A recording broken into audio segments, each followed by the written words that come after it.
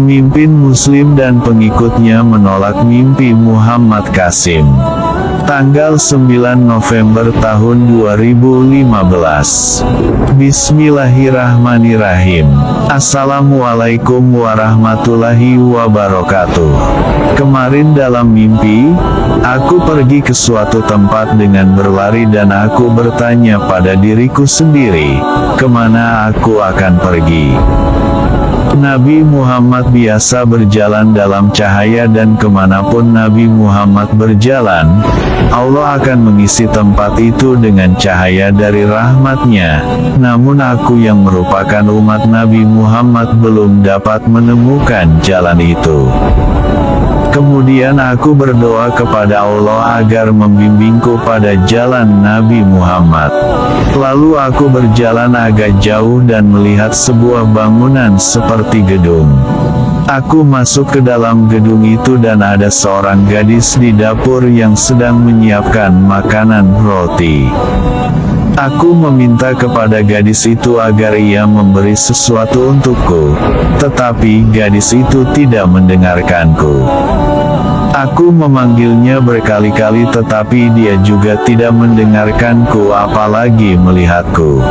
Dia lalu menutup pintu dapur dan aku pergi dari sana. Setelah berjalan beberapa langkah, aku melihat sebuah tangga naik dan aku mulai menaikinya. Setelah menaiki beberapa anak tangga, aku berhenti dan berkata pada diriku sendiri bahwa, Qasim, ini terjadi persis seperti yang kamu lihat dalam mimpimu sebelumnya.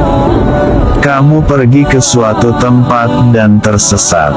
Kemudian kamu melihat seorang gadis yang tidak mendengarkanmu, lalu kamu terus berjalan dan di sana kamu bertemu Allah. Lalu aku berkata bahwa jika aku berjalan sekarang, maka aku pasti akan menemukan Allah.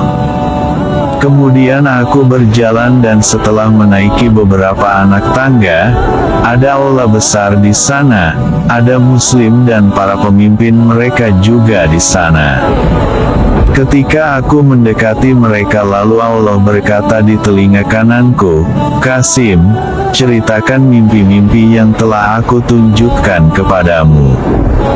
Jadi aku berhenti untuk mengatakan kepada mereka bahwa aku terus-menerus melihat Allah dan Muhammad dalam mimpiku dari beberapa tahun yang lalu.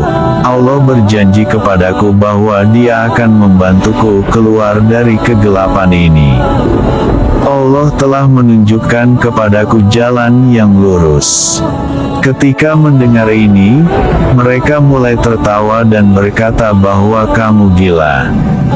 Siapa yang telah melihat Allah dalam mimpi? Hanya sedikit orang yang mempercayaiku. Aku menjawab, mengapa tidak? Allah mampu melakukan segala hal, dan Muhammad telah mengatakan kepadaku dalam mimpiku bahwa, Qasim, siapapun yang mendukungmu, maka sama seperti mendukungku. Tetapi mereka mengolok-olokku lagi. Aku berkata lagi, kalian mengolok-olokku hanya karena Allah dan Muhammad datang dalam mimpiku. Lalu pemimpin mereka berkata, ya, inilah sebabnya dan kamu berbohong.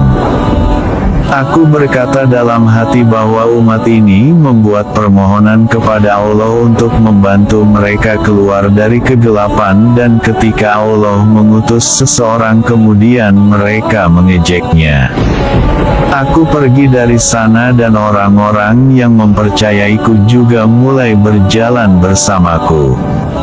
Orang-orang lain mengatakan kepada mereka agar tidak berjalan bersamaku dan mereka berkata itu adalah dosa. Namun orang-orang yang berjalan bersamaku tidak mendengarkan mereka dan orang-orang itu terus berjalan di belakangku. Lalu aku berkata kepada teman-temanku bahwa jika orang-orang ini tidak percaya pada mimpiku, maka Allah akan mengguncang mereka. Segera setelah aku ucapkan, maka datanglah gempa bumi yang kuat dan semua orang ketakutan. Aku merasa sepertinya gedung ini akan runtuh, dan jika gedung ini runtuh, maka atap itu akan terbuka dan Allah akan mengeluarkanku dan orang-orang yang bersamaku. Tetapi gempa berhenti dan orang-orang yang bersama pemimpinnya melarikan diri karena takut. Namun para pemimpin dan beberapa teman mereka yang lain mulai mengejekku lagi, dan aku berkata kepada mereka bahwa Allah telah mengirimkan gempa bumi yang begitu mengerikan, dan tetap saja kamu tidak mengerti, dan kamu tidak akan pernah mengerti. Dan bersamaan dengan itu Allah muncul dari arsinya dengan amarah yang besar dan berkata, "Kamu terus mengejek Qasim, akan aku patahkan tangan kalian dan kalian pasti hancur." Setelah mendengar kemarahan Allah, aku gemetar ketakutan dan terbangun. Waalaikumsalam warahmatullahi wabarakatuh.